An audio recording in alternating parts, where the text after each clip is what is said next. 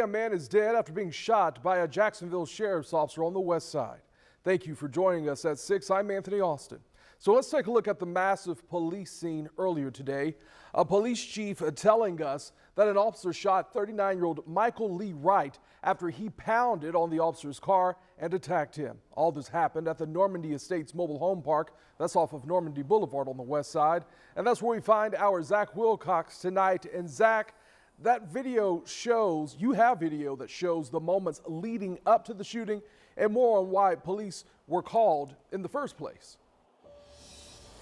Yeah, Anthony, we'll take a look at that video in just a second here. I will say that we found out from JSO that they were called to this neighborhood because Wright's girlfriend was attempting to move some stuff out of the house and she didn't feel safe doing so. So she asked for a police escort, and a neighbor's camera from across the street caught just about everything that happened after that officer arrived. Now, we elected to stop the video before the shooting, but I will, as we take a look at it here, I will warn you that some of it may be disturbing to some of our viewers.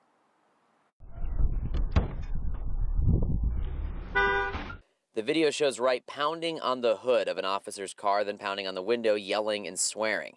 The officer backs down the street, with Wright following after him before he drives into Wright, pushing him into a yard.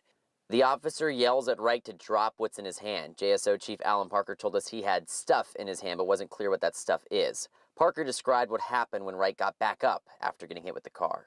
The suspect came around and charged him. He was saying things like, "Go ahead, kill me, go ahead, kill me." As he attacked the officer coming at him, the officer shot a few times. He went down. That one right there and that one right there.